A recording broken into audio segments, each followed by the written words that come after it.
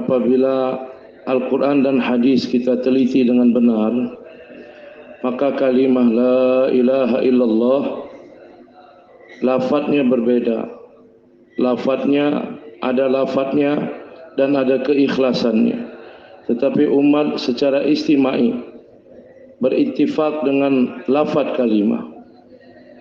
Tetapi umat tidak tawajuh kepada ikhlas dari kalimah. Para sahabat bertanya kepada Nabi SAW.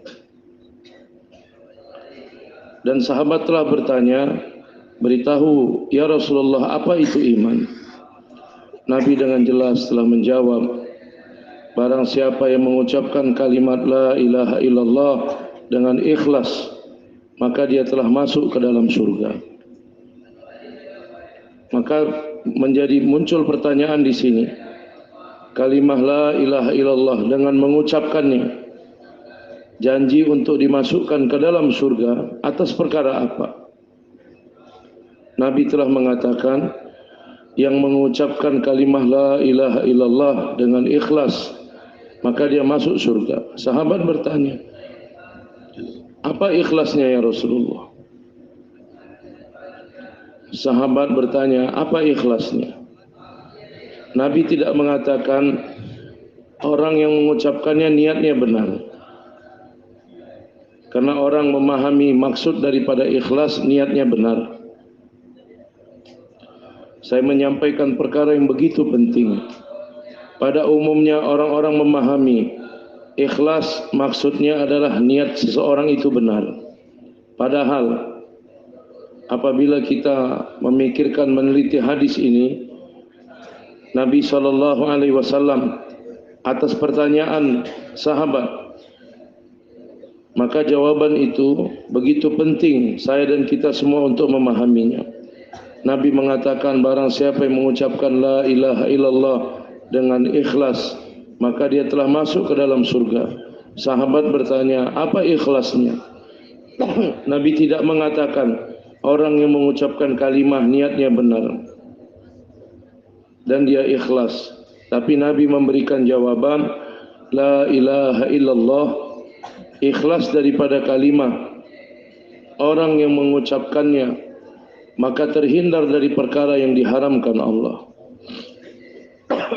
Apabila kita memperhatikan hadis, ikhlas dari kalimah,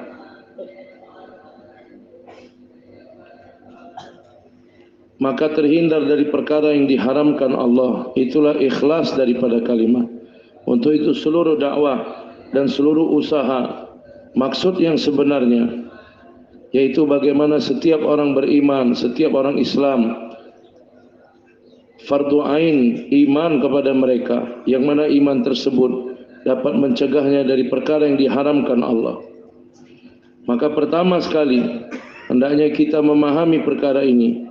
Kalimah la ilaha illallah adalah kalimat takwa, dan orang-orang mukmin lebih berhak ahli daripada kalimah ini. Untuk itu Nabi SAW dengan jelas mengatakan dalam riwayat, hendaklah kamu memperbaharui iman kamu.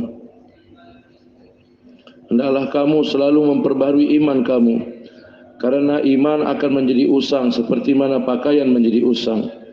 Dan begitu cepat keluar daripada orang beriman, lebih cepat daripada pakaian yang dibuka atau satu unta yang diikat terlepas ikatannya, maka lebih cepat iman keluar daripada hati seseorang daripada benda-benda yang harus dijaga dan begitu cepat lepasnya.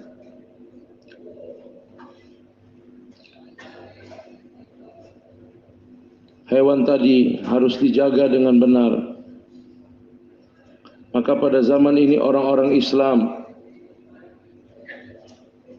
paling lalai atas perkara iman mereka. Dan saya mengatakan bagaimana menyempurnakan iman, bagaimana akan sampai kalimah iman untuk sampai kepada ikhlasnya. Boleh takror, Pak?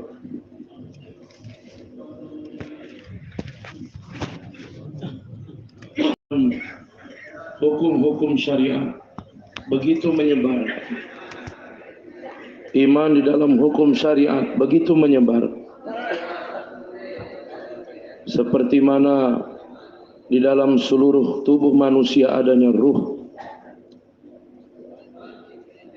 Di dalam jasad manusia seperti mana ruh tersebar. Jadi seperti itu iman di dalam hukum-hukum syariat. Maka iman tersebar di dalam seluruh hukum-hukum syariat. Apabila dengan menarik rambut di kepala, maka akan terasa kesakitan. Maknanya ada ruh. Apabila putusnya jari di jari kaki, kuku di jari kaki, sakit, maka maknanya ada ruh. Jadi dengan luka di bahagian tubuh, kalau tidak terasa sakitnya, maka ruh telah keluar dari bahagian itu. Saya memberikan permisalan seluruh hukum-hukum syariat, mulai daripada akidah, ibadat, muasyarat, perintah-perintah dalam setiap akidah, ibadat dan muasyarat, maka iman menyebar sampai di sana. Jadi seperti mana dalam tubuh manusia ruh menyebar ke seluruh anggota tubuh. Tetapi saya mengatakan orang-orang Islam pada zaman ini karena kejahilan dan ketidaktahuan dan karena kelalaian, maka iman hanya dibatasi sampai perkara-perkara yang fardu saja. Amalan-amalan yang fardu. Iman hanya dibatasi sampai menunaikan perkara fardu. Padahal di dalam hadis begitu banyak permisalan-permisalan yang mana derajat iman, seperti mana derajat iman di dalam tauhid dan akidah, maka derajat iman itu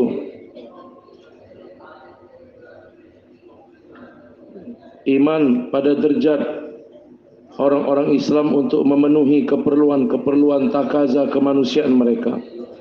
Dalam hadis Nabi mengatakan, kamu tidak akan menjadi orang beriman yang sempurna sehingga keinginan hatinya tidak diikutkan kepada Nabi sallallahu alaihi wasallam. Saya memberikan permisalan.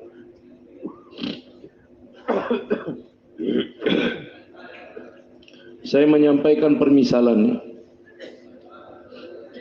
Tawajuh dengan apa yang saya sampaikan dan fikirkan. Di dalam Al-Quran dan hadis dengan jelas mengingkari. Kami tidak menghendaki iman seperti mana yang kamu fahami. Jadi orang-orang beriman diberikan perintah di dalam Al-Quran untuk beriman. Ya ayyuhalladzina amanu aminu. Maksudnya adalah apabila di dalam akidah dan ibadat sampai kepada muasyarat dan ciri-ciri tubuh manusia, kalau kita tidak melihat kepada iman, maka iman hanya di dalam akidah dan menunaikan amalan-amalan fardu saja. Maka iman, kita menghendaki iman yang Allah Ta'ala inginkan, yang punya hubungan mulai daripada akidah sampai kepada muasyarat. Saya memberikan permisalan.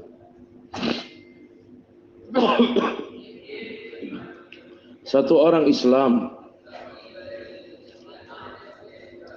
untuk menyempurnakan hajat di salah satu anggota tubuhnya untuk mengikuti sunnah Nabi sallallahu alaihi wasallam, maka derajat yang sama di dalam akidah.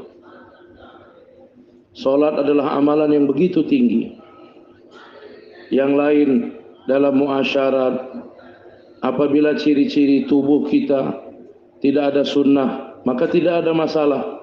Pemikiran seperti ini keliru. Apabila di dalam akidah, di dalam tauhid, kita tetap di dalam tauhid akidah, dan kamu tidak tunduk kepada selain dan Allah Ta'ala, bukanlah derajat iman yang pada akidah, maka tidak ada iman tersebut di dalam menunaikan hajat keperluan manusia.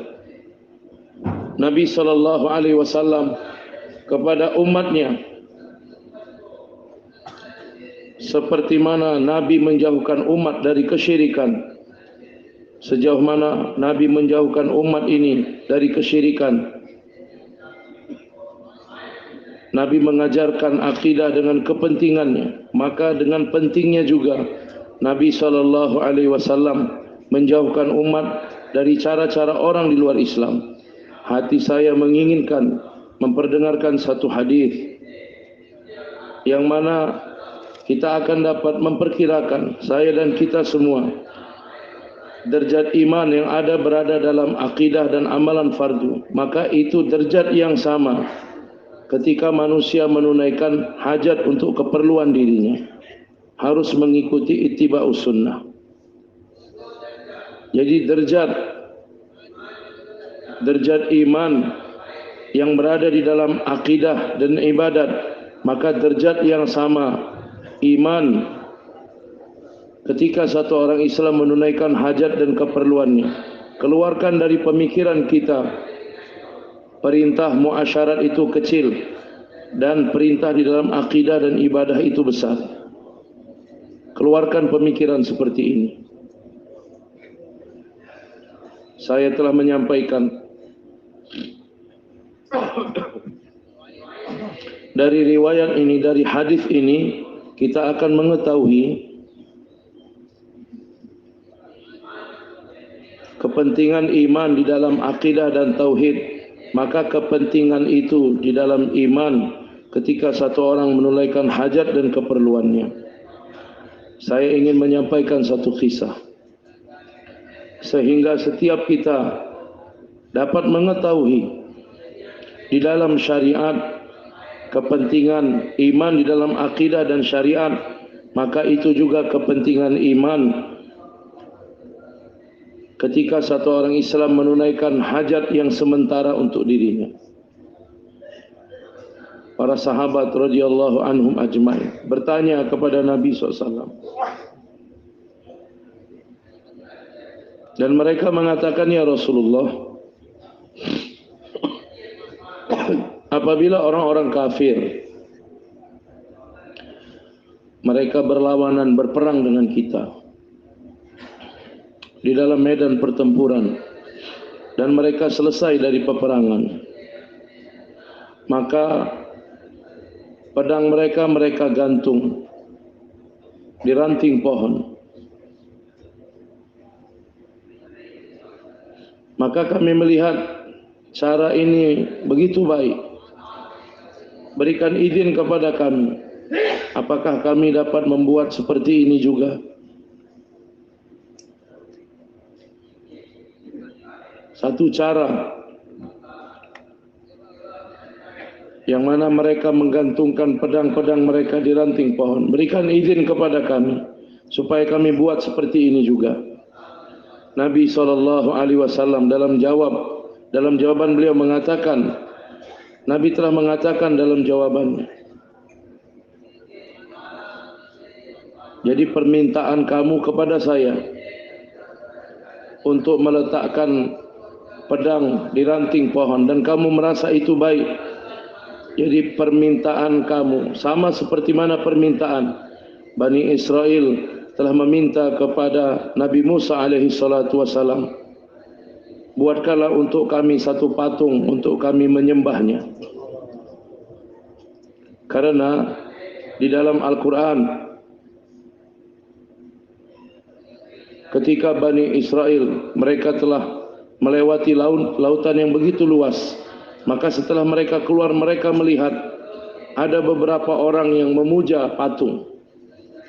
Bani Israel mengatakan pada Nabi Musa, ij'al lana ilahan kama lahum alihah, jadikanlah bagi kami satu Tuhan, satu patung seperti mana Tuhan untuk mereka.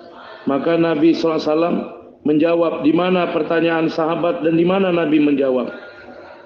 Nah, apakah kami boleh menggantung pedang kami di ranting pohon? Boleh tidak kami buat seperti ini? Nabi tidak mengatakan ini bukan cara kita. Nabi memberikan jawaban, pertanyaan permintaan kamu sama seperti mana permintaan Bani Israel kepada Nabi Musa alaihi salatu wasalam, yang mana mereka melihat satu kaum memuja patung, maka kami minta dibuatkan satu patung juga untuk kami sembah. Ij'al lana ilahan kama lahum alihah. Nabi SAW, sejauh mana Nabi menginginkan menjauhkan umat dari kesyirikan dan kekufuran, maka begitu juga Nabi SAW menjauhkan muasyarat umat ini dari cara-cara orang-orang di luar Islam. Untuk itu saya mengatakan menyempurnakan amalan-amalan fardu dan bertauhid. Jadi bukan hanya takaza iman, dan ini bukan puncak iman, dan ini bukan hakikat iman, tetapi hakikat iman seperti yang saya katakan, seperti mana seluruh tubuh, dari setiap urat, dari setiap rambut, maka menyebar ruh di dalamnya, maka begitu juga seluruh perintah-perintah syariat, mulai daripada akidah sampai muasyarat, sampai keperluan-keperluan diri manusia, maka seperti itu iman mempunyai derajat yang sama, Pak. Boleh takrar, Pak.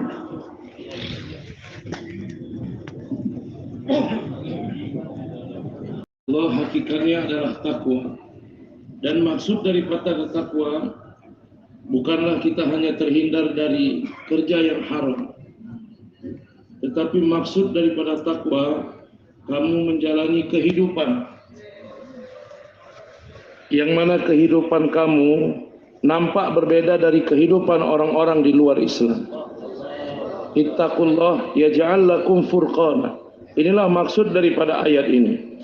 Saya telah menyampaikan Nabi SAW sejauh mana menjauhkan orang-orang Islam dari menyembah patung, dari ibadat, maka perkara yang sama Nabi menjauhkan umat dari muasyarat mengikuti orang-orang di luar Islam. Begitu juga ibadah yang mengikuti orang-orang di luar Islam. Kita mengetahui Yahudi, mereka berpuasa Asyura. Nabi bertanya, mengapa kamu berpuasa? Jadi satu hari kami bersyukur, yang mana kami selamat daripada kejaran Fir'aun, maka kami telah berpuasa. Nabi mengatakan kami lebih berhak bersyukur kepada Allah SWT pada hari ini. Jadi kami berpuasa 2 hari supaya tidak sama dengan puasanya orang Yahudi. Jadi apabila diberikan perintah untuk berbeda di dalam ibadat dengan orang-orang di luar Islam, maka begitu juga perintah untuk berbeda dalam urusan keperluan dari orang-orang di luar Islam. Karena puasa adalah ibadah, dan ibadat yang paling mujahadah yaitu puasa. Satu orang dilarang untuk makan dan minum, yang mana dalam hadis ibadat ini dikatakan dengan sabar. Maka di dalam ibadah ini diperintahkan supaya berbeda dengan orang Yahudi. Orang Islam diperintah untuk berpuasa 2 hari supaya berbeda dari orang Yahudi. Maka saya katakan di dalam ibadah. Kemudian saya beritahukan permisalan yang berikutnya. Apabila orang-orang Yahudi masuk dalam Islam, begitu kuat Islamnya, mereka telah masuk dalam agama Nabi, datang kepada agama Nabi, dan mereka bertaubat dari keyahudian mereka. Maka mereka berfikir, kami akan membaca Al-Quran, kami membaca Al-Quran karena Quran adalah kitab kami, kita beriman kepada Al-Quran, untuk itu kami membacanya dan mengamalkannya. Tetapi mereka berfikir, orang-orang yang sudah Islam dari orang Yahudi, kami meminta izin kepada Nabi SAW untuk terkadang-kadang kami membaca Taurat juga, karena ini adalah kitab yang diturunkan dari langit, diturunkan pada Nabi Musa. Berikanlah izin kepada kami untuk membaca kitab Taurat juga. Coba kita perhatikan. Orang Yahudi hanya meminta izin untuk membaca Taurat. Padahal Taurat adalah kitab yang menjadi fardu ain untuk kita beriman kepada kitab tersebut. Amantu billahi wa rasulihi wa kutubihi wa malaikatihi wa kutubihi. Beriman kepada kitab-kitab langit ini. Tetapi karena kitab ini telah dimansuh, hanya sekedar untuk meminta izin membaca kitab ini, orang Yahudi yang telah masuk dalam Islam, maka Allah Ta'ala telah mengatakan dalam Al-Quran, udkhulu fisilmi kafah, masuklah kamu ke dalam agama Islam yang sempurna. Maknanya Islam kamu masih kurang, masuklah dalam Islam yang sempurna. Jadi ayat ini telah diturunkan kapan? Ketika orang-orang Yahudi yang telah masuk dalam Islam, mereka meminta izin, bersama Al-Quran kami mau baca Taurat juga. Coba kita fikirkan, kitab yang turun dari langit, yang mana menjadi fardu ain untuk kita beriman, bukan untuk mengamalkannya, hanya untuk mendapatkan kenikmatan membacanya. Itu pun Allah Ta'ala melarangnya. Di dalam Islam, maka tidak diterima. Setelah kamu masuk dalam Islam, kamu tetap membaca Taurat juga. Apabila Yahudi menginginkan untuk membaca Taurat setelah beriman, setelah masuk dalam Islam, Allah mengatakan masuklah dalam Islam yang sempurna. Maka 3 permisalan saya telah berikan. Bertentangan dengan puasa orang Yahudi, kemudian menggantung pedang di ranting pohon seperti mana permintaan Bani Israel. Kemudian yang ketiga, apabila satu orang Islam yang telah kuat dengan Islamnya tetapi meminta izin untuk membaca Taurat, maka turun ayat udkhulu fisilmi kafah, masuklah Islam dalam agama yang sempurna, masuklah kamu ke dalam agama yang sempurna. Boleh takrar, Pak?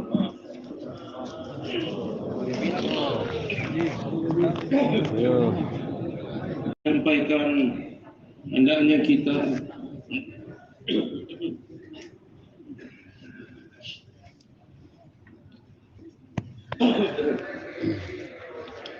saya telah mengatakan hendaknya kita memperhatikan di dalam hadis-hadis apa yang diinginkan dari orang beriman tentang keimanan mereka. Apabila kita memperhatikan, maka kita akan mendapatkan pertanyaan-pertanyaan para sahabat kepada Nabi. Apa itu iman ya Rasulullah? Dan dengan pertanyaan mereka, mereka mendapat jawaban dari Nabi. Iman itu ini, iman itu ini, iman itu ini. Jadi dengan jawaban Nabi SAW dari pertanyaan para sahabat, sahabat telah bertanya pada Nabi, ya Rasulullah, apa itu iman?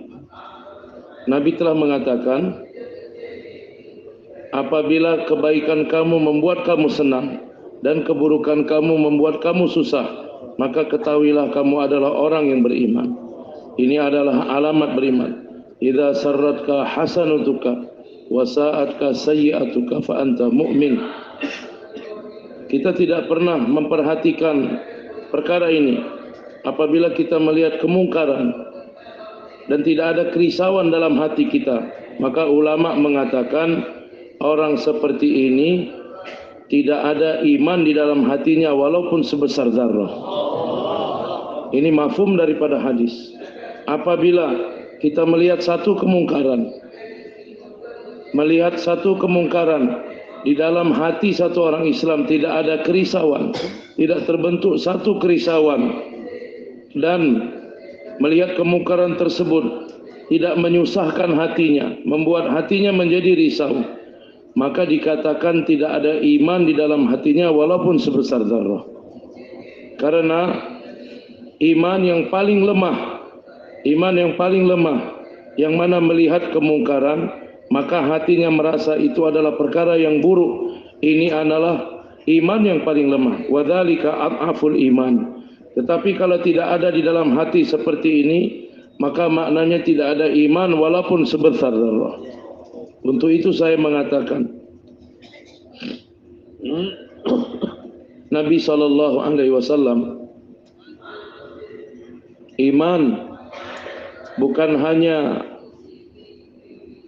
terbatas dalam akidah dan syariat dan sesuatu yang tersembunyi di dalam hati, tetapi hakikat iman dan sempurnanya iman yaitu dalam berbentuk ittiba'us sunnah, mengikuti sunnah, terzahir dari tubuh orang-orang beriman, terzahir dari ibadat orang beriman, terzahir dari muamalat orang-orang beriman. Tipuan yang begitu besar dalam kehidupan orang-orang beriman hari ini, iman adalah tersembunyi di dalam hati. Jadi syaitan dia telah menyerang orang-orang beriman, memberikan jala kepada orang-orang beriman. Mereka mengatakan jangan melihat penampilan orang, ciri-ciri orang, tetapi saya mengatakan dengan bersumpah, apabila tidak nampak maka pasti ada perbedaan dalam imannya. Apabila orang Islam tidak dalam ittiba'us sunnah, maka pasti ada kelemahan dalam imannya. Apabila orang Islam tidak ada dalam ittiba'us sunnah, maka ada perbedaan dalam imannya. Dan syaitan telah menipu orang-orang Islam.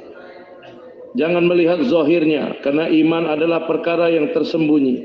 Bagaimana zahirnya, bagaimana pakaiannya, bagaimana pernikahannya, ini kan perkara yang zahir. Iman adalah perkara yang tersembunyi. Saya mengatakan ini tipuan kepada orang-orang Islam. Padahal hakikatnya apabila ada iman di dalam hati, maka dari anggota tubuhnya akan nampak ittiba'us sunnah. Tetapi yang terjadi sekarang, iman adalah perkara yang di dalam hati. Orang katakan jangan melihat zahir. Ini adalah untuk orang-orang musyrik tersebut, yang mana 1 menit sebelumnya mereka berada dalam kafir, tetapi melihat pedangnya Hadrat Mikdad langsung mengucapkan asyhadu an la ilaha illallah. Ini tidak ada iman dalam hatinya. Dia berbohong. Dia hanya takut dibunuh, maka dia mengucapkan kalimah. Nabi mengatakan, Mikdad, kamu melihat zahirnya. Apakah kamu mengetahui yang sebenarnya? Kalau satu orang Islam mengatakan jangan lihat zahir kami, tapi lihatlah iman. Padahal sebenarnya hakikatnya iman yang tersembunyi di dalam hati. 1 menit sebelumnya dia berada dalam keadaan kafir, tetapi karena melihat pedang daripada satu orang sahabat,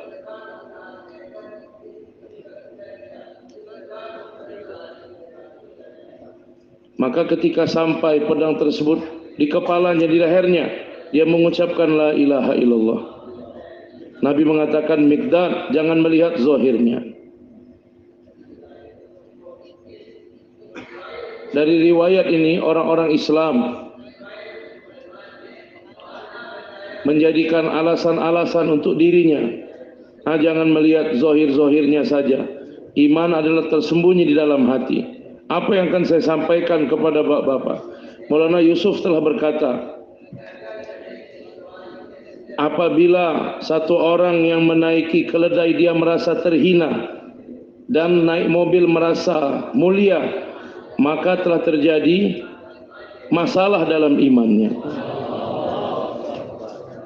Karena orang-orang Islam benci kepada sunnah dan suka kepada yang bertentangan dengan sunnah, maka ini berpengaruh kepada imannya. Maka saya mengatakan ini pemikiran orang-orang batil, pemikiran yang salah. Iman adalah perkara yang tersembunyi. Tidak, iman bukan perkara yang tersembunyi, tetapi dari kepala sampai kaki dalam muasyarat akan nampak dalam kehidupan seseorang. Satu kaum dalam muasyarat mereka berkumpul dalam muasyarat mereka, menghidupkan muasyaratnya, maka mereka dikatakan hidup. Tetapi kalau satu kaum tidak menghidupkan muasyaratnya, maka dikatakan mati. Walaupun itu orang di luar Islam, kalau mereka menghidupkan musyawarahnya, maka kaum itu menjadi hidup. Tetapi kalau orang Islam tidak menghidupkan muasyarat mereka, walaupun orang Islam tapi mereka mati. Jadi satu kaum yang mana mereka bersepakat bersama-sama menghidupkan muasyarat mereka, walaupun orang di luar Islam, maka kaum itu akan menjadi hidup. Tetapi walaupun orang Islam, mereka tidak menghidupkan muasyarat mereka, walaupun orang Islam, tapi sebenarnya mereka mati. Maka yang membedakan Islam dengan orang di luar Islam, yaitu ittiba'us sunnah. Apabila mereka tidak berkumpul bersama-sama di dalam ittiba'us sunnah, apa yang harus saya katakan? Perkara yang begitu memalukan. Orang-orang Islam termahrum daripada doa dan salam. Karena salam dapat diberikan kepada orang-orang yang nampak ciri-ciri dari tubuhnya orang Islam. Maka dia menjadi berhak untuk mendapatkan doa salam. Maknanya orang yang tidak nampak keislaman dari tubuhnya, dia tidak berhak mendapatkan doa keselamatan, Pak. Dengan jelas saya katakan ini, Pak. Memberitahu ciri-ciri dari tubuh orang Islam, dapat memberitahu ini orang Islam atau tidak. Jadi kita tidak mengetahui ini orang Islam atau tidak orang Islam, karena tidak boleh memberikan salam kepada orang-orang di luar Islam. Begitu masuknya muasyarat di dalam Islam.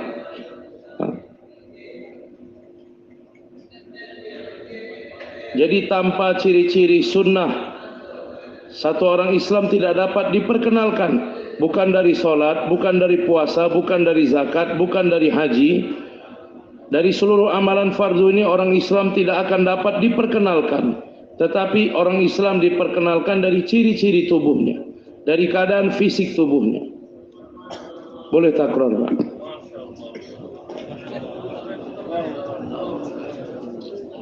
Allah.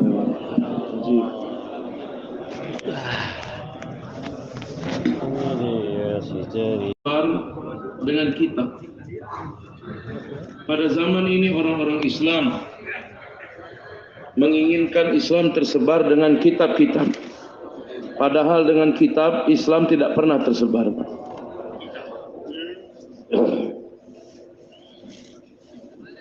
Pada zaman ini orang-orang Islam melalui kitab-kitab menginginkan untuk menyebarkan Islam. Mereka hanya memahami tanggung jawab saya di sini saja. Dengan kitab-kitab ini saya akan memperkenalkan Islam. Jadi bacalah kitab ini, baca kitab ini, baca kitab ini. Maka demi Allah saya mengatakan, pada zaman nubuah, pada zaman khilafat, tidak pernah kitab ditulis kemudian dibagi-bagi untuk memperkenalkan Islam. Tetapi orang Islam dari mulai masjidnya sampai pasar-pasarnya, dari pernikahan mereka sampai pengadilan mereka, di setiap tempat diperlihatkan Islam secara amali, secara praktek, dan melihat Islam dipraktekkan, maka seluruh alam meminta untuk datangnya Islam kepada mereka. Jadi kitab Islam bukanlah kertas, tapi kitab Islam adalah orang-orang Islam itu sendiri, Mas. Jadi bukanlah kertas untuk memperkenalkan Islam. Jadi amal orang-orang Islam, muasyarat orang-orang Islam. Jadi berkumpul untuk memperlihatkan amal orang-orang Islam. Demi Allah, inilah satu-satunya cara untuk menyebarkan Islam. Ada satu orang Yahudi. Satu orang Yahudi untuk menerima Islam. Dengarkan dengan tawajuh. Satu orang Yahudi untuk menerima Islam, maka dia tidak membaca kitab, tetapi amir pada waktu itu, Amir Mukminin, amirnya orang-orang Islam, maka bermuamalat dengan amir tersebut dan melihat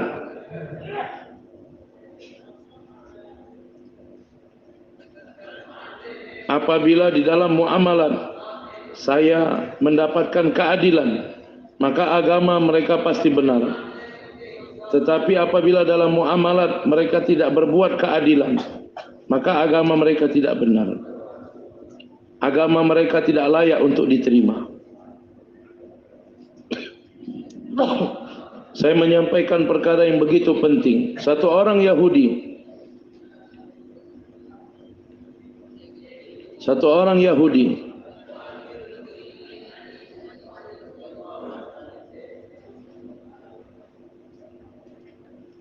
dia telah bermuamalah dengan Amir Mukminin Ali bin Abi Thalib, dan dia berkelahi, bergaduh dengan sengaja. Jadi bukan kebetulan, tetapi memang dengan iradah, dengan keinginan. Dia ingin berkelahi. Dan ini menjadi kebiasaan orang Yahudi juga kepada Nabi, untuk melihat dia ini Nabi atau tidak. Apabila dia bersabar di dalam perkelahian tersebut dan memberikan balasan kebaikan atas kesusahan yang diterima oleh Nabi, maka aku akan mengikuti Nabi dan beriman. Tetapi dia membalas dendam atas kesusahan yang aku berikan, kembali membalas dendam, kembali menyakiti. Maka untuk melihat apakah dia ini Nabi atau tidak, dua perkara saya sampaikan. Yang pertama, Zaid bin Sa'nah, satu orang alim Yahudi.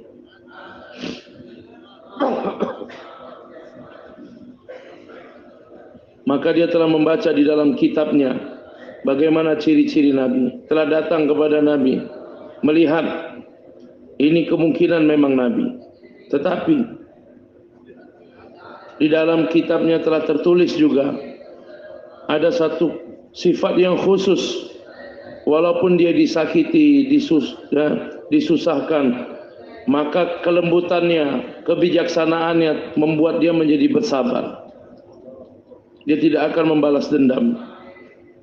Dia tidak akan membalas dendam. Bahkan kepada orang yang menyakitinya, dia akan bertambah membuat baik. Jadi seluruh ciri-ciri, sifat, fisik Nabi, semua dia mengetahuinya. Maka dia telah datang kepada Nabi, duduk di depan Nabi. Pada waktu itu Nabi memerlukan harta. Nabi ingin berhutang. Satu tempat terjadi kekeringan, maka orang-orang Islam di sana kesulitan. Maka untuk membantu mereka supaya mereka tidak takut dengan keislaman, sehingga mereka keluar dari Islam. Karena pada zaman ini orang-orang Islam kepada orang-orang di luar Islam yang masuk dalam Islam,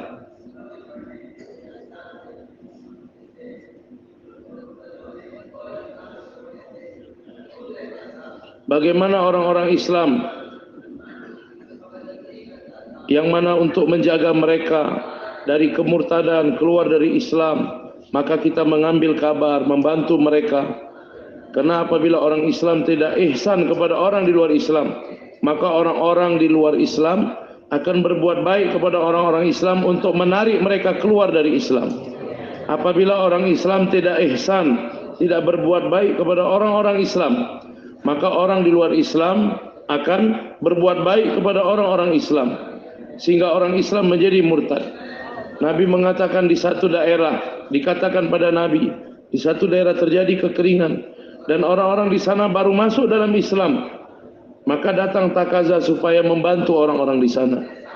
Maka Nabi mengatakan, adakah yang mempunyai harta? Mereka mengatakan tidak ada. Maka Zaid bin Sa'nah mengatakan, ambillah. Saya berikan emas-emas ini sebagai hutang. Ambillah hutang, ambillah emas ini. Dan di tanggal sekian supaya dibalas, dibayar dengan kurma. Maka telah disepakati. Nabi SAW berhutang dan tanggal untuk membayarnya pun telah ditetapkan. Maka setelah beberapa waktu tanggal belum lagi datang. 3 hari sesuai tanggal yang ditetapkan. 3 hari sebelum. 3 hari lagi. Maka Zaid bin Sa'nah telah datang pada Nabi. Maka dia menginginkan untuk menyakiti Nabi supaya dapat melihat di dalam diri Nabi dapat dilihat apakah dalam diri Nabi lebih besar keinginan kepada hidayat, maka dia pun akan bersabar menahan keadaan yang datang, atau dia menginginkan untuk membalas dendam kepada kami. Zaid bin Sa'nah telah datang kemudian memegang kerah Nabi dan menolak Nabi sampai ke dinding. Memegang kerah Nabi dan mendorong Nabi sampai ke dinding. Dan dia meminta hutang Nabi SAW. Padahal masih ada 3 hari lagi. Tidak diperbolehkan dia berbuat seperti itu. Maka Hadrat Umar melihat langsung mengeluarkan pedangnya. Berikan padaku ya Rasulullah, izinkan aku akan membunuhnya. Nabi SAW mengatakan kepada Umar, inilah hikmah dan usul daripada dakwah. Diajarkan kepada Sayyidina Umar, wahai Umar, kamu telah berbuat perkara yang salah. Kamu menakut-nakutinya dengan pedang. Maka kerja kamu pada waktu ini, sampaikan padanya, aku akan menunaikan haknya. Dan bagaimana cara untuk menunaikan hak?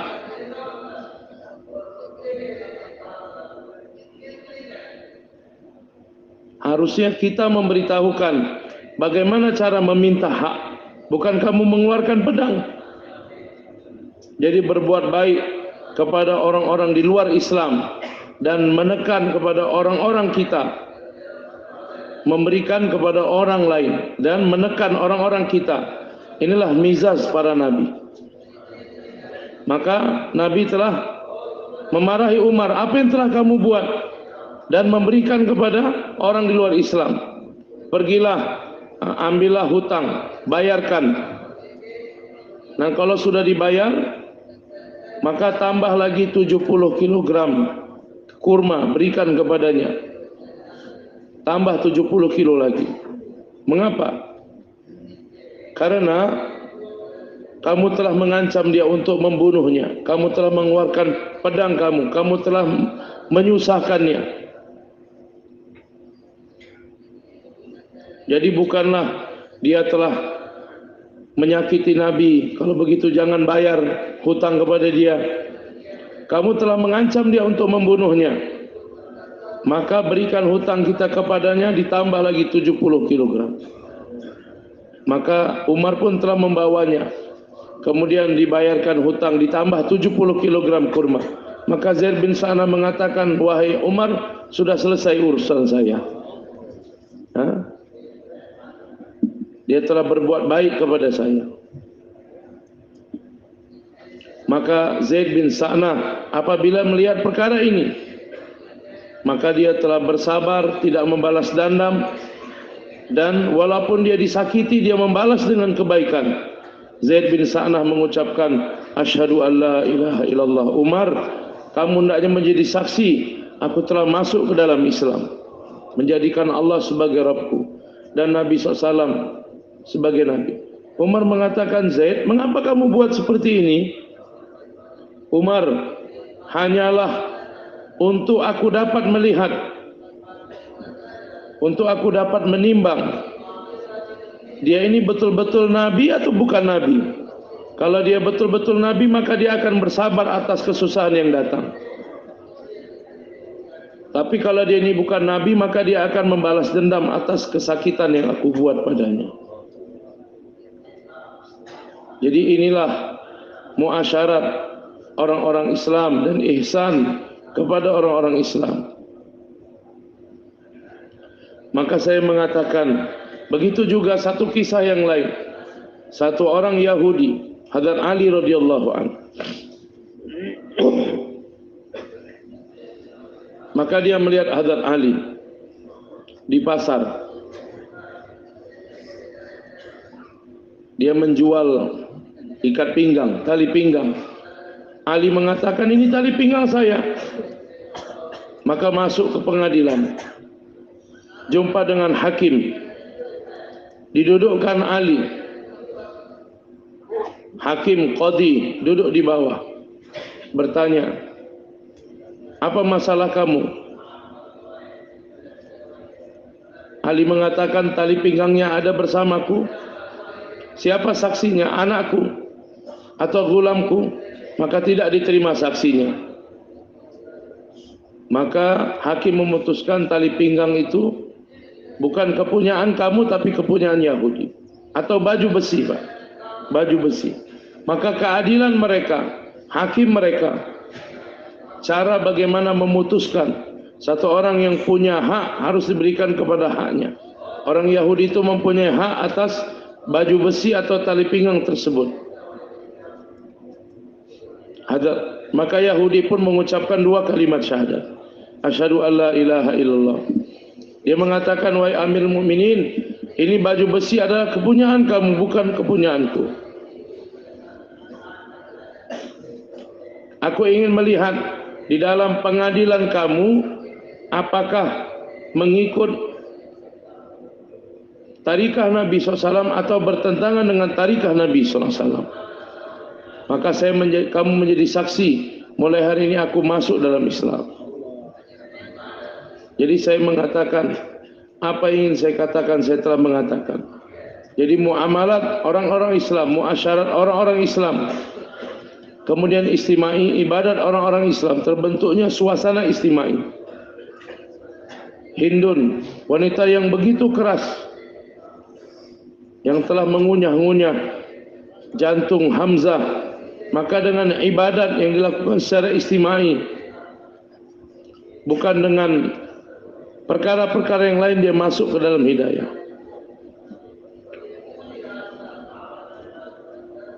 Maka melihat ibadat pada malam hari semua para sahabat Hindun yang begitu keras hatinya, dia telah masuk dalam Islam. Jadi ini perkara yang begitu mendasar. Bagaimana dari muamalah kita, dari muasyarat kita, dari akhlak, dari ikram kita, hendaknya kita mempertunjukkan agama, mempertunjukkan amalan agama. Inilah jalan untuk datangnya hidayah. Walladzina jahadu fina lanadiyanahum subulana. Jadi kalau dari kitab-kitab kita menginginkan mendapat hidayah, kita tidak akan mendapatkan hidayah dengan kitab, tetapi memperlihatkan amalan kepada orang-orang di luar Islam, maka kehidupan orang-orang Islam akan menjadi asbab hidayah. Maka untuk itu saya mengatakan, iman bersama alamat atau tanda-tanda iman, mulai daripada akidah, sampai kepada muasyarat, muamalat, iman tersebar ke setiap hukum-hukum syariat. Boleh takrar, Pak?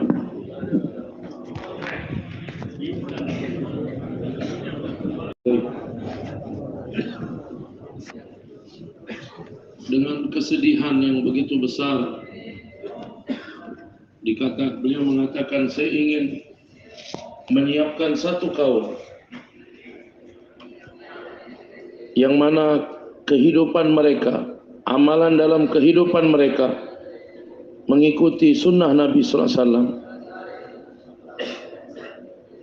keluar daripada seluruh kitab-kitab, keluar dari seluruh wasilah-wasilah. Maka dari kehidupan, amalan kehidupan orang-orang yang dalam kerja, maka hakikat Islam akan nampak dalam kehidupan manusia. Maka Hazrat begitu menekankan tentang ittiba'us sunnah, begitu ditekankan tentang ittiba'us sunnah. Penyebabnya adalah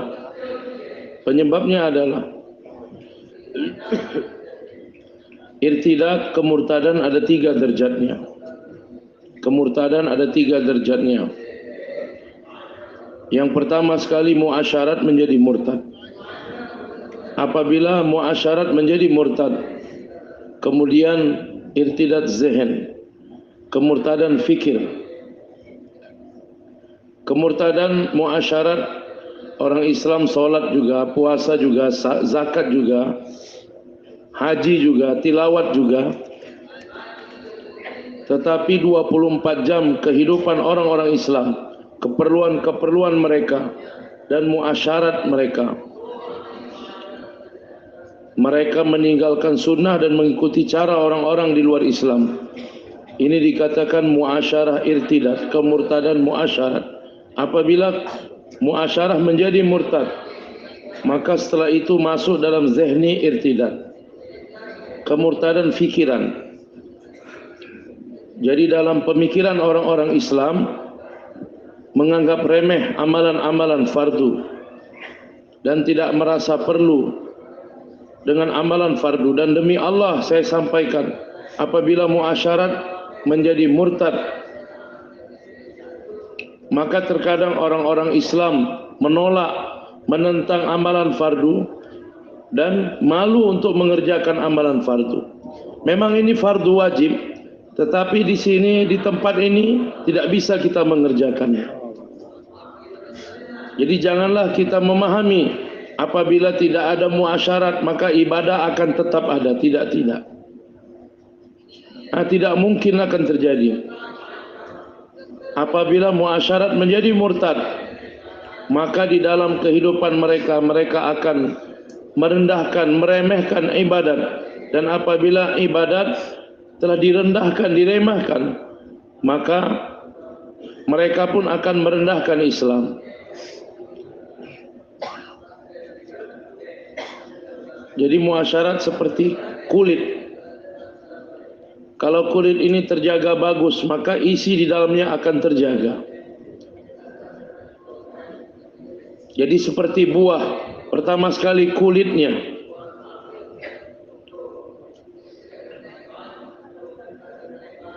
Maka akan dapat buah di dalamnya.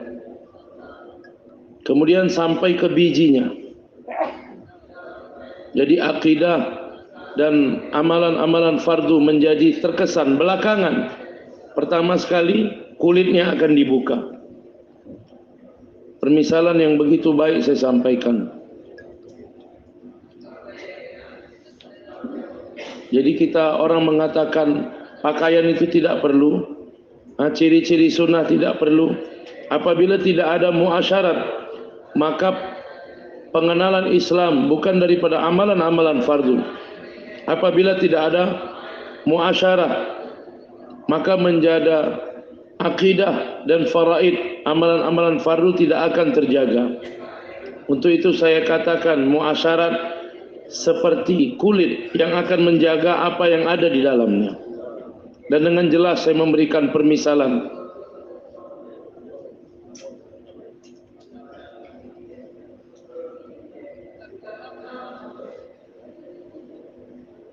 Jadi ada beberapa tanaman buah yang kulitnya begitu keras, seperti mana badam, akhrut, jenis kacang-kacangan.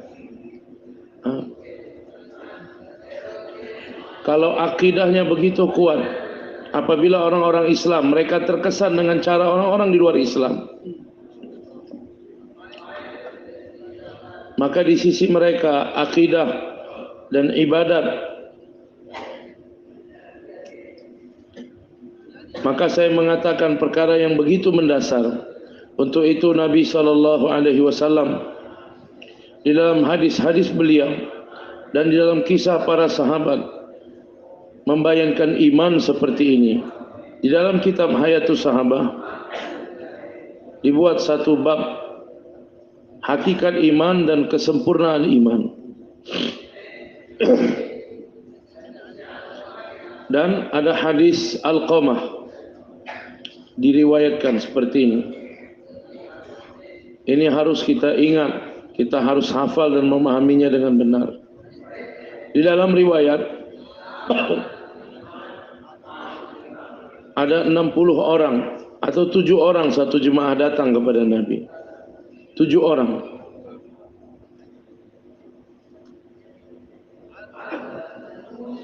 Nabi SAW melihat dari jauh dan Nabi mengenal mereka adalah orang-orang beriman.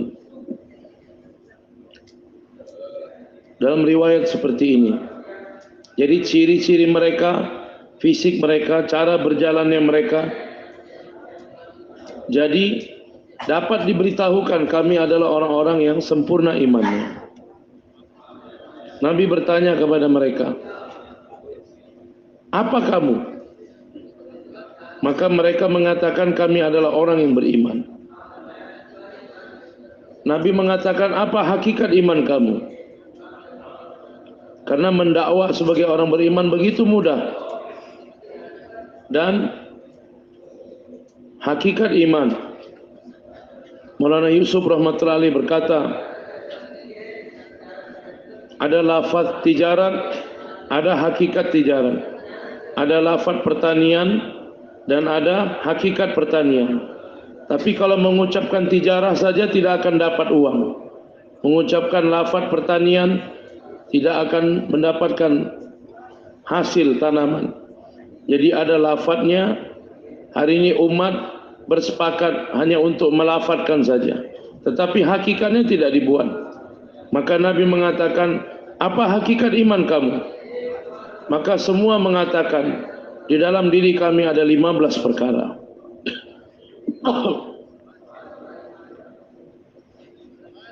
Jadi pertanyaannya tentang iman, tetapi mereka memberikan jawaban 15 perkara. Kita tidak akan mendapatkan para sahabat ditanya iman, kemudian dibahas-bahas menurut lughat begini-begini tentang iman. Tidak. Seperti mana hari ini orang membahas-bahas perkara tersebut. Bahkan ulama menulis iman, mengetahui apa makna iman, itu pun bukan iman. Jadi mengetahui iman itu bukanlah iman, Pak. Karena iman bukanlah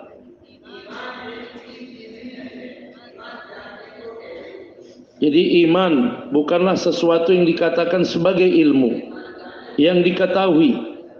Kalau iman dikatakan sebagai sesuatu yang diketahui, maka begitu mudah. Iman bukanlah sesuatu pengetahuan. Iman bukanlah nama dari satu pengetahuan, sesuatu yang diketahui. Jadi mengetahui iman itu bukan dikatakan iman. Jadi mengetahui iman itu bukan iman. Hadrat telah mengatakan, iman adalah pergerakan praktek daripada hati. Iman pergerakan praktek di dalam hati. Iman bukanlah sesuatu yang diketahui. Iman tidak ada ta'aluk dengan ilmu, tapi iman ta'aluknya dengan amal. Jadi mengetahui bukanlah iman. Mengetahui bukanlah iman. Dengan jelas saya sampaikan, solat adalah amal. Solat adalah amal. Dari kepala sampai kaki, mempergunakan seluruh badan dengan cara yang dikhususkan, mempergunakan seluruh tubuh. Ini adalah amal. Tetapi dalam Al-Quran Allah menyebut solat sebagai iman. Di dalam Al-Quran solat Allah menyebutnya dengan iman. Solat tidak dikatakan sebagai amal dalam Al-Quran. Padahal dari kepala sampai kaki, mata, telinga, mulut, seluruh anggota tubuh dipergunakan untuk amal. Tapi Quran mengatakan solat adalah iman. Di dalam Al-Quran, solat adalah iman.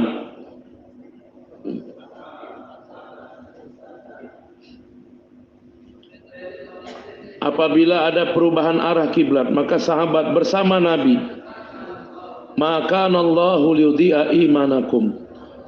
Allah Ta'ala tidak akan menyia-nyiakan iman kamu. Maksudnya solat kamu. Di dalam ayat ini Allah tidak menyebut solat sebagai amal.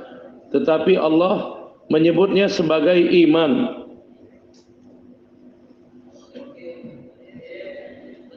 Bahkan disampaikan dalam satu hadis. Jadi mulai dari iman sampai amalan fardu, satu sama lain mereka bersatu. Kalau satu ditinggalkan, maka yang satu tidak diterima di sisi Allah Ta'ala. Satu orang beriman, dia tidak solat, maka imannya tidak diterima Allah. Satu orang beriman, solat tapi tidak bayar zakat, maka solatnya tidak diterima Allah. Satu orang beriman, solat, zakat tapi tidak haji, maka imannya tidak diterima Allah. Satu orang beriman, solat, haji, puasa tapi tidak bayar zakat, maka imannya tidak diterima Allah. Jadi untuk terkabulnya seluruh amalan-amalan fardu ini, jadi syaratnya harus menyempurnakan semua amal ini. Jadi satu orang beriman, dia tidak solat, maka imannya tidak diterima. Tawajuh atas apa yang saya sampaikan, Pak. Jadi sekedar beriman itu bukanlah beriman, tetapi mengerjakan amal itulah beriman. Nabi SAW bertanya kepada 7 orang tadi, apa alamat tanda-tanda iman kamu? Dan saya telah mengatakan, ulama mengatakan iman tidak ada hubungan dengan ilmu. Jadi iman bukanlah nama mengetahui atau pengetahuan. Maka saya telah memberitahu permisalannya. Di dalam Al-Quran Allah mengatakan solat sebagai iman. Maka Allahu liyudhi'a imanakum. Tidak dikatakan di situ solat atau amal, tapi Allah katakan iman. Padahal kita mengetahui solat adalah amal, tetapi di ayat ini beritahukan solat adalah iman. Maka di dalam hadis Al-Qamah, Nabi bertanya kepada beberapa orang, apa kamu? Mereka mengatakan kami orang beriman. Apa buktinya kamu orang beriman? Mereka mengatakan 15 perkara. Yang pertama, kami beriman kepada Allah. Kami beriman pada Allah. Kami begitu yakin kepada Allah dengan zat dan sifat Allah. Kemudian kami beriman kepada malaikat-malaikat Allah. Dan kami beriman kepada kitab-kitab Allah. Dan ingat, beriman kepada kitab bukanlah kita percaya ini adalah kitab dari Allah. Hanya sekedar ini adalah kitab Allah, kita percaya berarti beriman pada kitab. Bukan. Jadi hanya mengetahui Quran adalah kitab Allah, kemudian kita percaya, itu bukan dikatakan beriman pada kitab. Kalau seperti ini, orang-orang kafir Mekah juga mengetahui Quran diturunkan pada Nabi, dan ini adalah Nabi yang terakhir. Tetapi karena mereka hasad, mereka mengatakan, mengapa Al-Quran diturunkan pada Nabi SAW? Kenapa tidak diturunkan kepada kepala-kepala suku kami? Mereka dengki kepada Nabi SAW, mengapa Al-Quran diturunkan kepada dia? Mereka mengetahui Quran adalah kitab yang diturunkan dari langit. Saya ingin menyampaikan, apabila orang-orang Islam memahami, saya percaya Al-Quran adalah kitab Allah. Jadi maksud, bukanlah maksud beriman pada Al-Quran. Jadi maksud beriman pada Al-Quran, apa yang diharamkan Al-Quran maka kita haramkan untuk diri kita. Untuk itulah dikatakan orang yang berghibah berarti dia tidak beriman pada Al-Quran. Satu orang telah berghibah, maka Nabi dengan jelas mengatakan,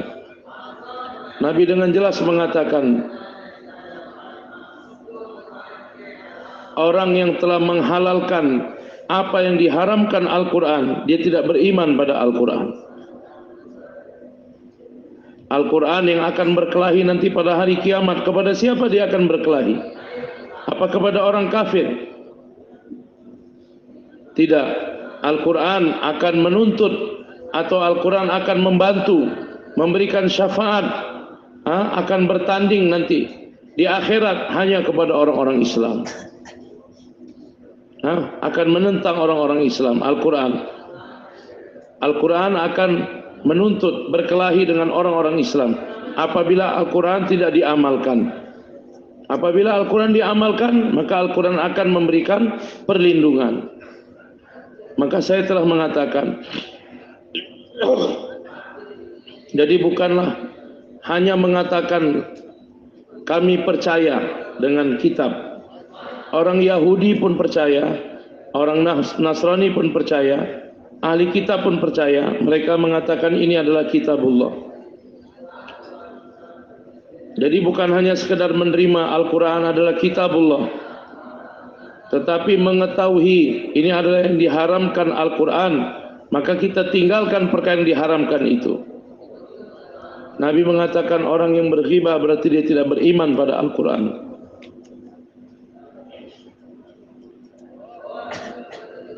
Jadi beriman kepada Rasul dan beriman kepada hari akhirat, dan kami beriman kepada takdir. Jadi 5 perkara di dalam iman. Mereka mengatakan dalam diri kami ada 15 perkara. Jadi maksud beriman kepada takdir, yaitu seorang hamba menzahirkan keridhaannya atas takdir dari Allah Subhanahu wa taala.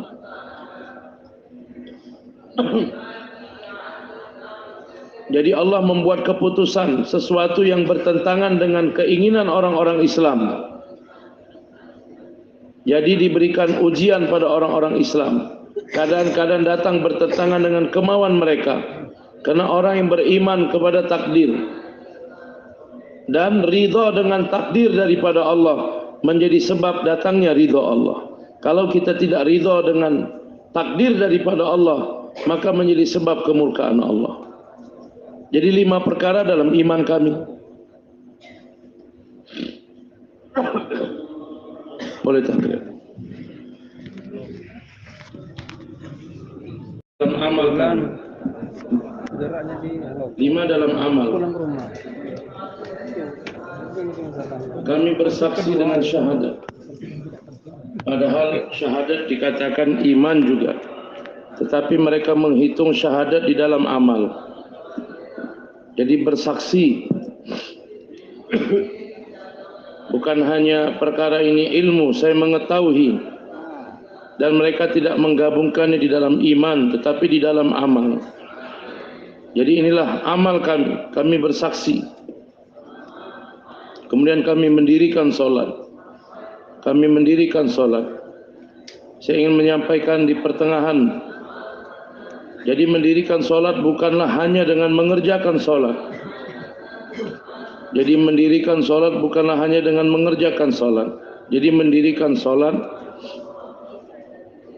jadi melalui usaha di seluruh alam, yaitu mengumpulkan seluruh umat di dalam solat.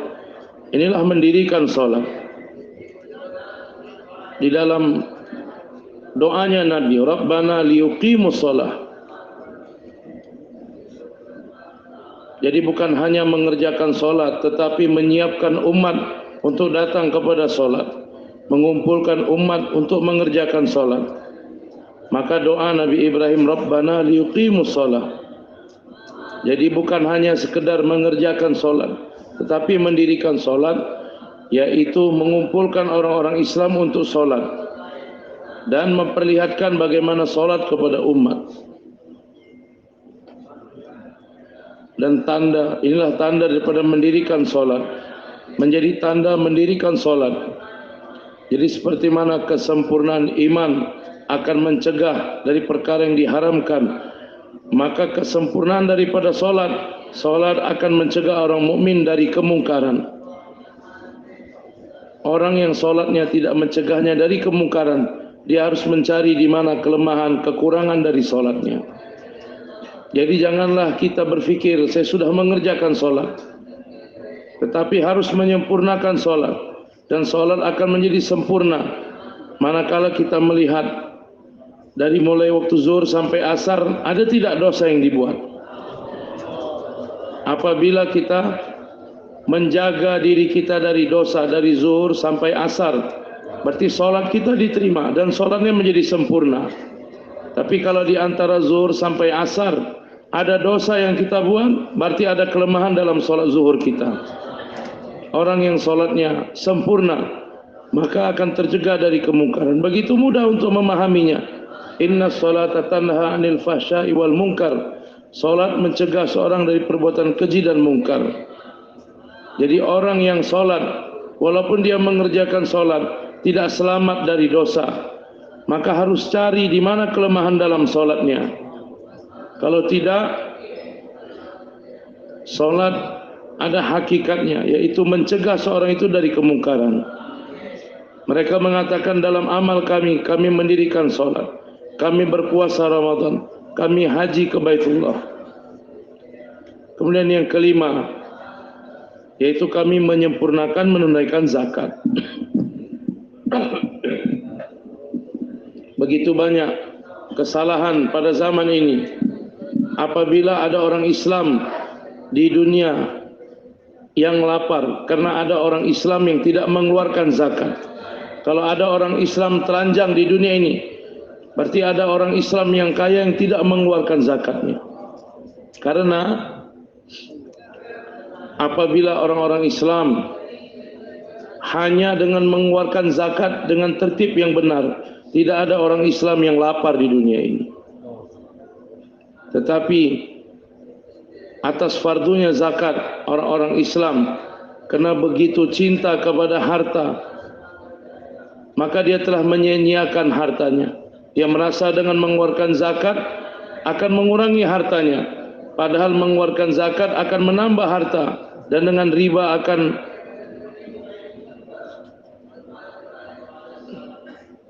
mengecilkan harta. Tetapi orang-orang tidak membayar zakat.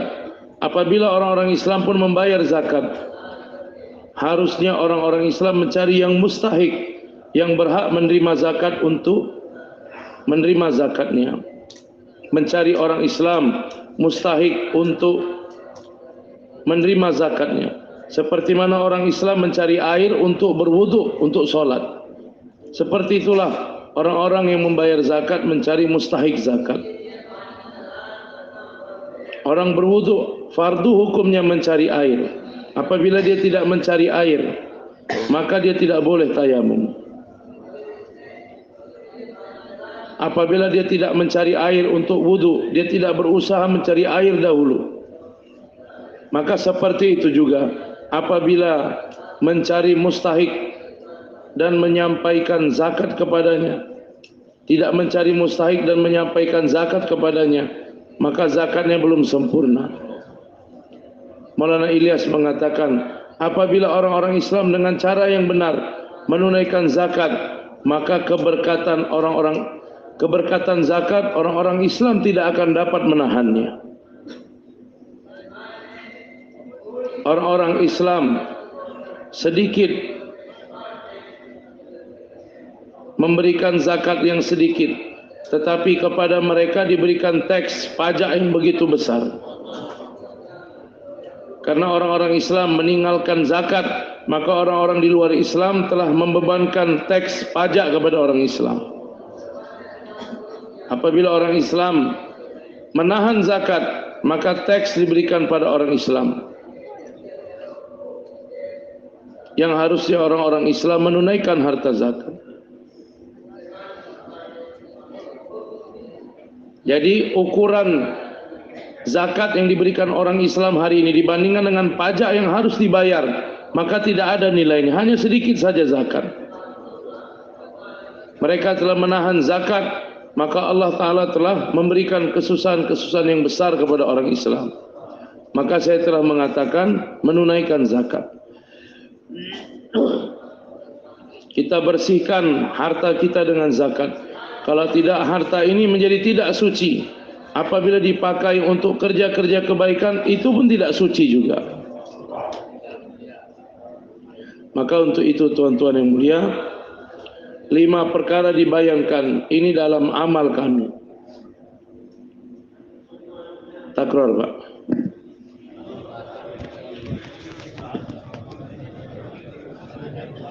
Kepada mereka, Nabi pun telah pergi. Maka beberapa amal masih tetap ada dalam kehidupan kaum. Jadi 10 perkara. Kemudian 5 perkara yang sudah ada dari zaman jahiliyah. Karena jemaah yang bergerak daripada Madinah, mereka telah mengajarkan kepada orang-orang di tempat mana mereka datang. Abu Hurairah mengatakan, umat tidak akan dikatakan sebagai khair umat apabila mereka tidak mengeluarkan umat dari suasana mereka. Jadi 7 orang ini telah ditashkil. Abu Hurairah telah datang pada mereka dan membawa kepada Nabi SAW, mengeluarkan dari suasana mereka.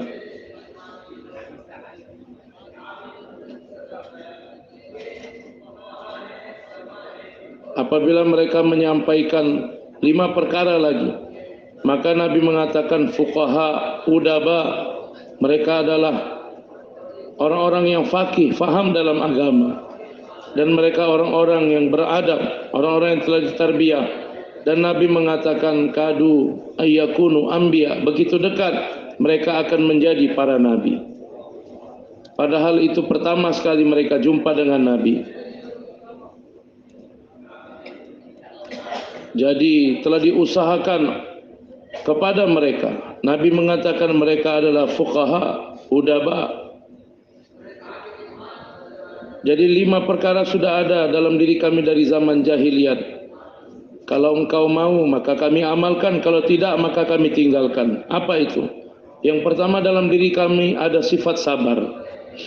Jadi sabar adalah satu sifat yang mana tanpa mewujudkan sifat sabar ini, maka orang Islam tidak akan dapat berjaya. Sabar di dalam medan dakwah ini merupakan bensin, petrol. Orang yang tidak ada sabar maka tidak dapat berjalan terus dalam medan dakwah. Jadi seperti mana mobil untuk sampai ke satu tempat ada minyaknya, ada olinya, maka demi Allah saya mengatakan untuk berjalan di dalam medan dakwah ini, sifat sabar begitu lazim diperlukan untuk seorang dai, lebih penting daripada minyak untuk kenderaan bermotor. Manakala minyak kenderaan bermotor habis, maka kenderaan berhenti. Ketika sabar habis seorang dai, kesabarannya habis, maka dia berhenti dari medan dakwah. Orang-orang mengadu ke sana kemari atas kesusahan yang datang. Padahal batu bata membangun kerja ini, yaitu dengan kesusahan yang datang, kesabaran atas kesusahan yang datang. Untuk berjalan di dalam kerja ini begitu lazim kesabaran, seperti mana pentingnya minyak kepada kenderaan bermotor. Dengan jelas saya katakan, Nabi diberikan perintah fasbir wa in tasbiru wa tattaqu. Begitu banyak tempat di dalam Al-Quran kepada Nabi dan orang-orang yang mengikuti Nabi. Pertama sekali Al-Quran memberikan perintah untuk bersabar. Apabila kamu bersabar maka kamu akan berjaya. Tetapi kalau kamu membalas dendam maka kamu tidak akan berjaya. Dan sabar dengan takwa digabung menjadi satu. Kalau sabar tidak ada takwa, maka pencuri pun bersabar ketika dipukuli di dalam penjara. Hari ini orang Islam bersabar atas kesusahan, tapi mereka tidak takwa. Maka kesabaran tanpa takwa tidak akan mendatangkan pertolongan Allah. Untuk datangnya pertolongan Allah harus menggabungkan sabar dan takwa. Maka Allah akan mengeluarkan dari seluruh kehinaan. Allah Ta'ala mengeluarkan dari seluruh kesusahan. Karena hari ini orang-orang Islam bersabar dengan kesusahan tetapi tidak mengamalkan agama tanpa ketakwaan, maka pertolongan Allah tidak akan datang. Maka saya katakan Satu sifat kami itu sabar. Yang kedua adalah syukur.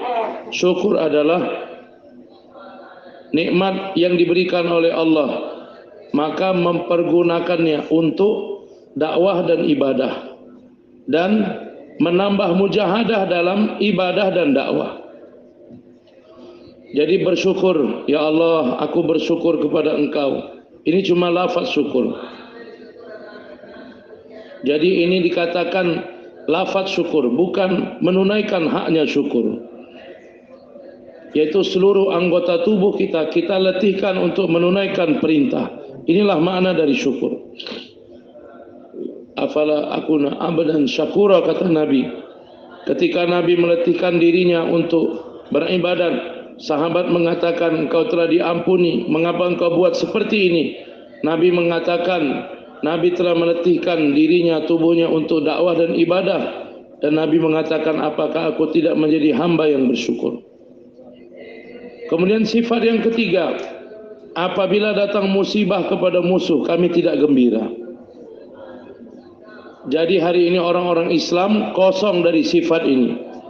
Apabila datang musibah kepada musuh, maka melihat musibah orang Islam senang. Bagus musibah datang pada mereka. Padahal makam orang-orang Islam, apabila datang musibah kepada orang kafir sekalipun, maka orang Islam mereka akan risau. Seperti mana datang kesusahan kepada orang Islam.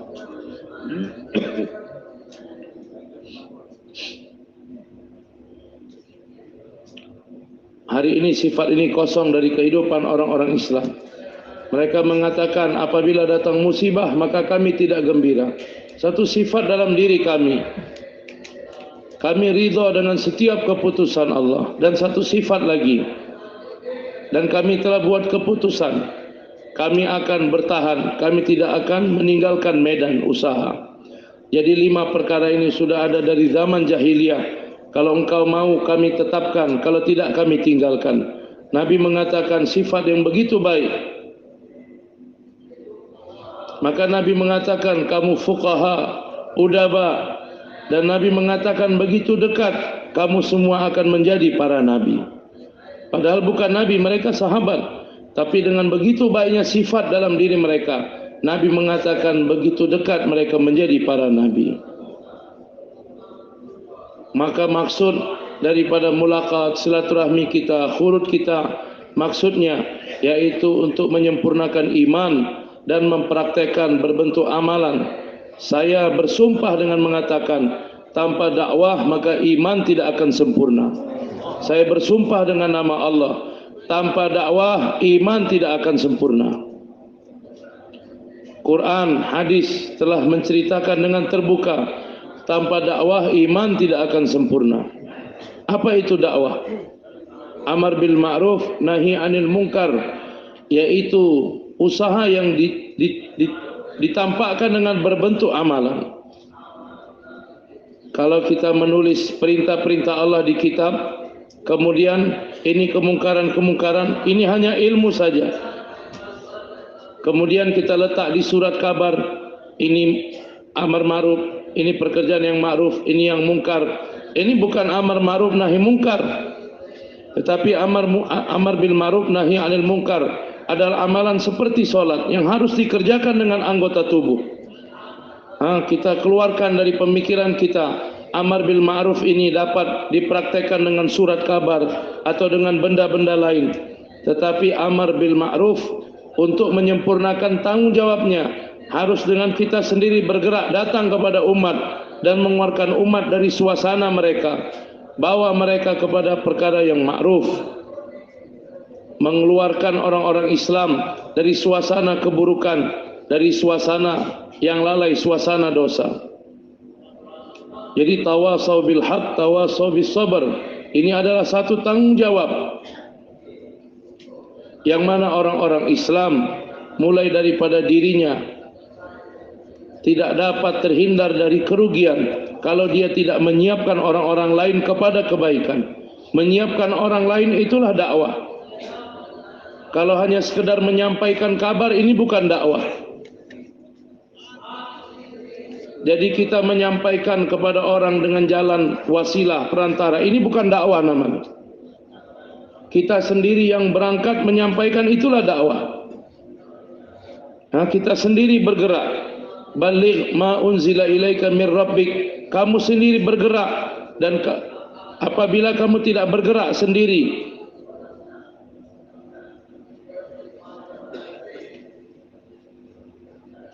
dengan takkid saya mengatakan, dari pagi sampai petang suasana akan menjadi berubah, dari kufur menjadi iman. Ada satu orang sahabat Diman, satu orang saja, dia memberikan dakwah. Pagi hari dia datang pada kaumnya, sampai sore sudah solat, sudah ada masjid, sudah ada azan. Hanya usaha dari pagi sampai petang saja. Tidak dituliskan ini kertas tentang Islam disampaikan, tidak.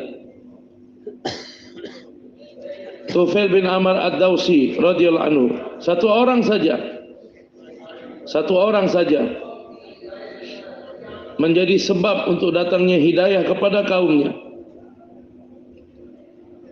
yang mana dia sebelumnya mengingkari untuk masuk dalam Islam. Satu orang, tapi belakangan masuk Islam dan berikan dakwah pada kaumnya.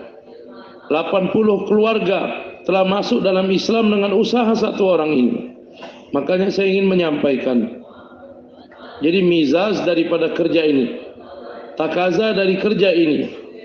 Jadi bukanlah kita menyampaikan pesan melalui perantara, tapi tawasaw bil haq, tawasaw bis sabr. Jadi bukan dengan surat tanggung jawab ini sudah sempurna, tidak. Saya dengan jelas menyampaikan kepada tuan-tuan, baik, satu orang dalam dirinya ada talab, dia menulis kitab, surat, kita mengambil faedah, kita tidak mengingkarinya. Di dalamnya juga ada faedah. Tapi yang saya katakan, ada satu golongan besar dalam umat ini berada dalam kekufuran, kesyirikan, kelalaian. Maka tidak ada pengaruh kecuali kita bergerak kepadanya dan mengeluarkan mereka dari suasana mereka.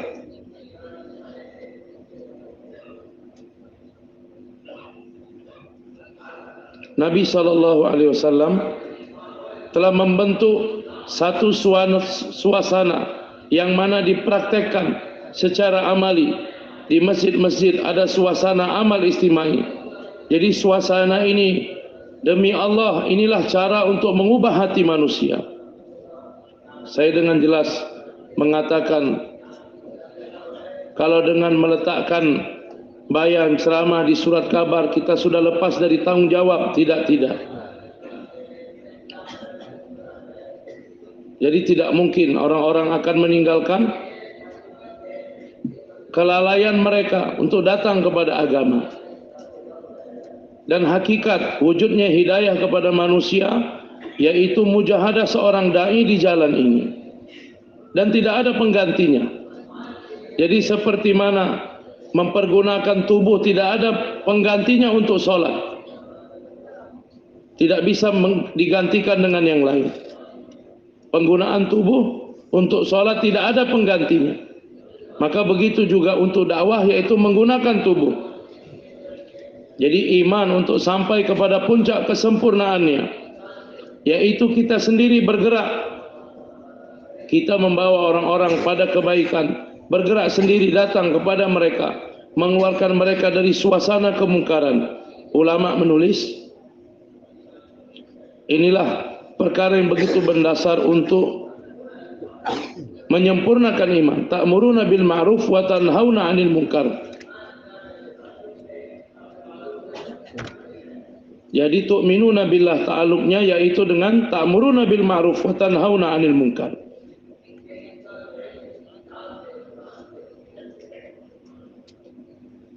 Jadi ilmu memang diketahui dari kitab, dari Al-Quran, dari hadis. Tetapi dengan jelas saya katakan, jadi cara solat seperti mana yang diketahui, kita dapatkan dari kitab, tetapi untuk menyempurnakan solat, yaitu dengan tubuh kita. Begitu juga perintah untuk dakwah kita dapatkan dari kitab, tetapi menyempurnakannya harus dengan anggota tubuh kita.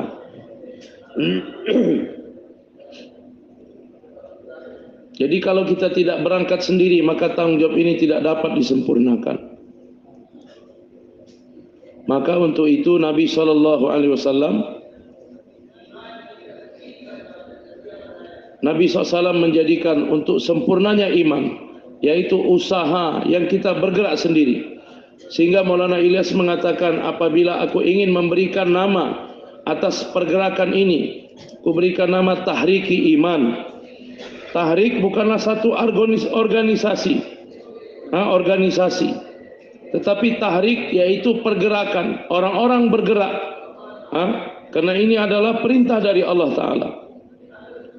Jadi perintah ini harus kita menyempurnakannya, dan tidak ada penggantinya.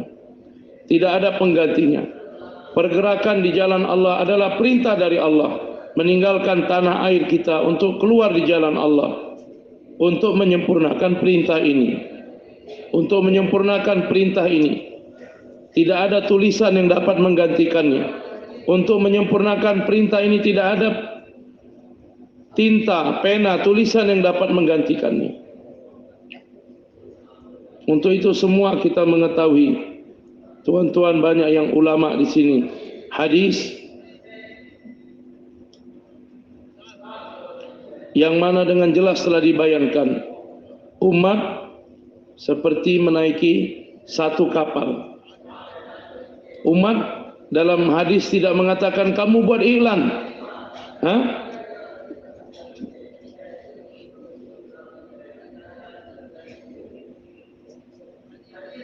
Dalam hadis tidak kamu buat poster jangan melubangi kapal. Atau kamu kirim pesan kepada orang di bawah. Tidak ada. Kalau kamu tidak mencegah, kamu tidak turun sendiri untuk mencegah, maka kapal akan tenggelam.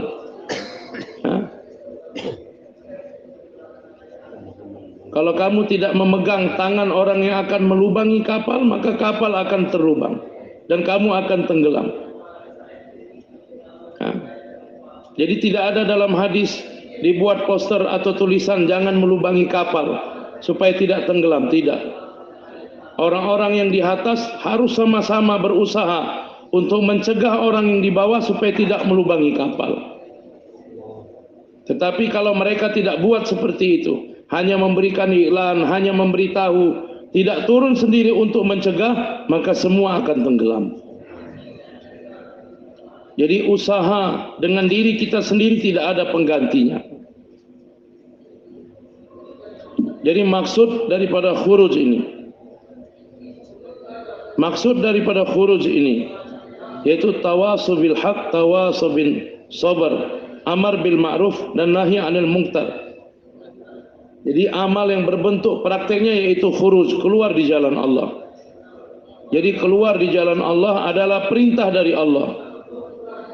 Untuk menyempurnakan perintah ini, maka kita keluar dan keluarkan manusia di jalan Allah. Karena nafar, keluar di jalan Allah adalah perintah Allah.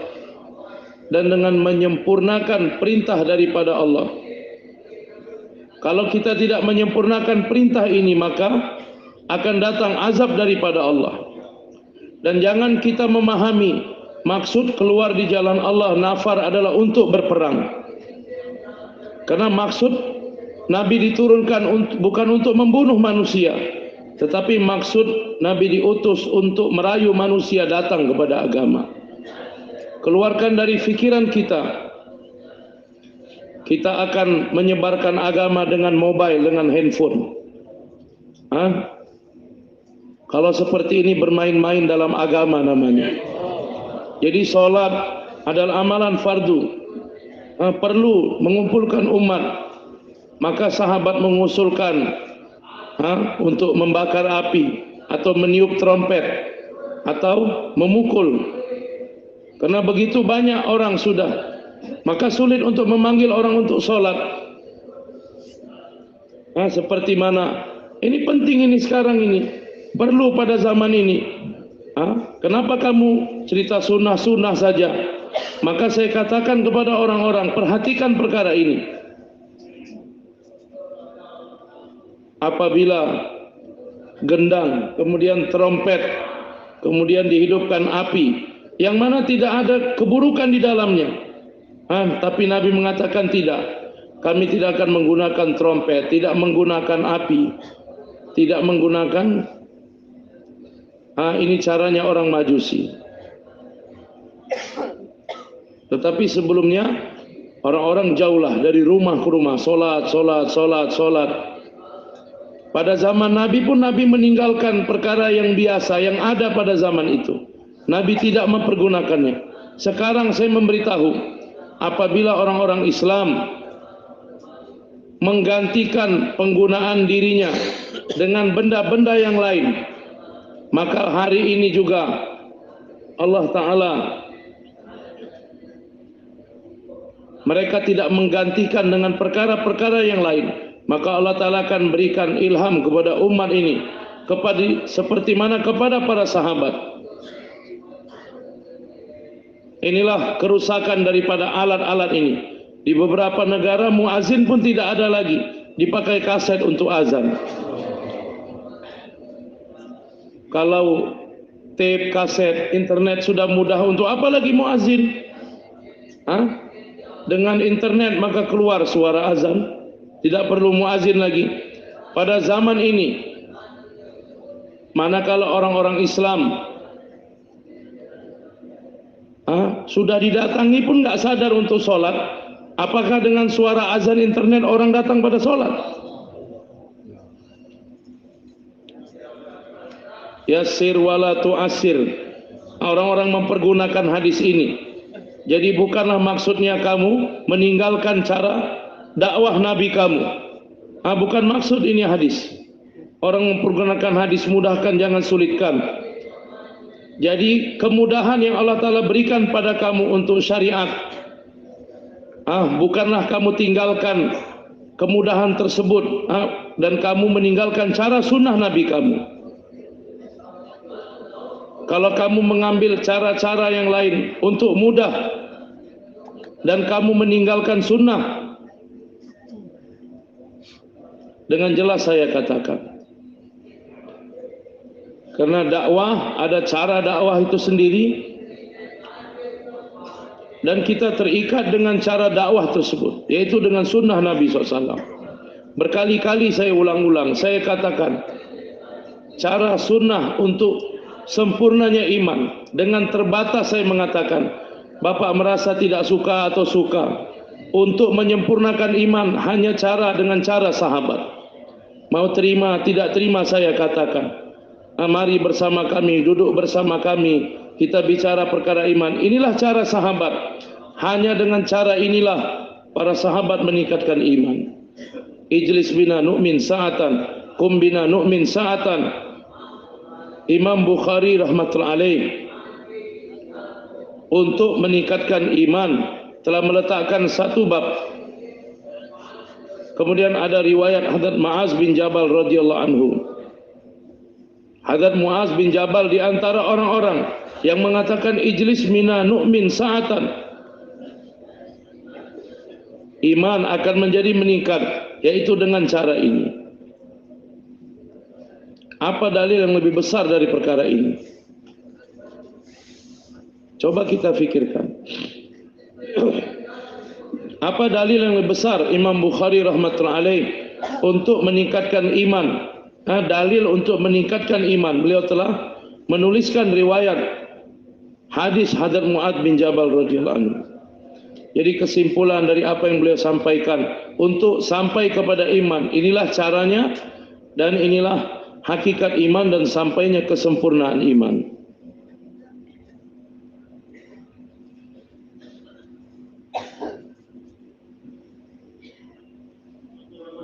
Takrar, Pak.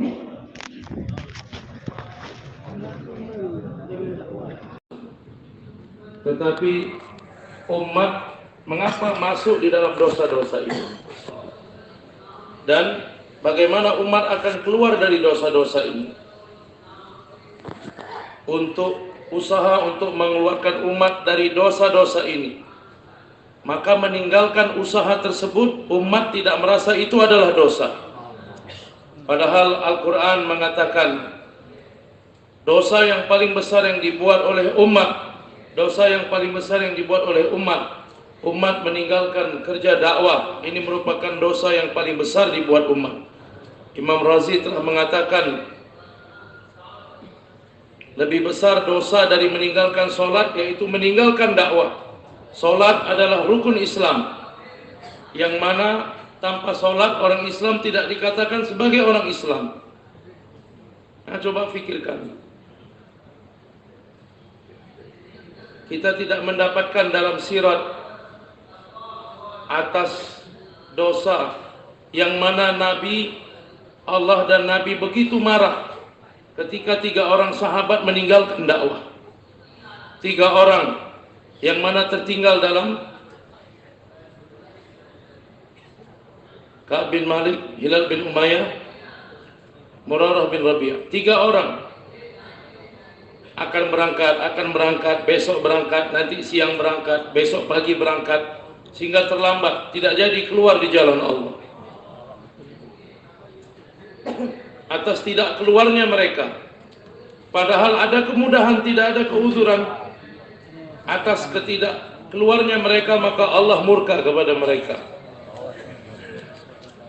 Tidak ada sahabat berzina maka diboikot, atau minum-minuman keras diboikot, tidak ada. Kalau ada pun kemarahan yang jelas atas dosa yang dibuat, tetapi hari ini orang Islam tidak memahami itu adalah dosa. Mereka tidak mengingkari untuk keluar di jalan Allah, tetapi terlambat. 50 malam tidak ada yang siap memberikan salam kepada mereka, berbicara dengan mereka. Bahkan Nabi tidak menjawab salam mereka. Untuk memberitahukan kepada umat sampai hari kiamat, apabila kamu meninggalkan pergerakan di jalan Allah, maka kamu telah membuat Allah dan Rasulnya murka kepada kamu. Di dalam sirat, saya tidak mendapatkan di dalam sirat kemarahan yang begitu besar dan boikot yang begitu lama, sampai 50 hari atas dosa yang lain, kecuali terlambat keluar di jalan Allah. Maka saya memahami di jalan ini melambatkan keluar di jalan Allah, seperti mana orang yang terluka, ada luka di kakinya, dan dia mengatakan, ya sudah, biarkan saja luka ini. Padahal terkadang luka yang ada di kaki membuat seseorang, kalau dia membiarkannya, maka kakinya harus dipotong. Dengan tidak keluarnya di jalan Allah Ta'ala, maka kesan tidak keluarnya akan berkesan di seluruh alam. Apabila ketiadaan agama ada di tempat-tempat kamu, sebahagian keadaan tadi luka di kaki membuat seluruh kaki harus dipotong, nyawa kamu dalam keadaan berbahaya. Jangan kamu menganggap remeh luka yang ada di kaki kamu.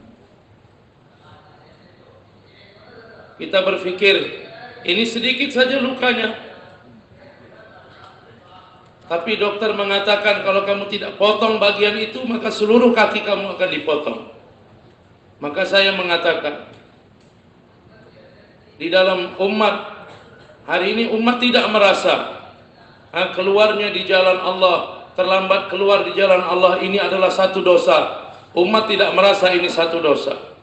50 malam Nabi SAW memboikot mereka untuk memberitahu terlambatnya keluar di jalan Allah menjadi penyebab kemurkaan Allah datang.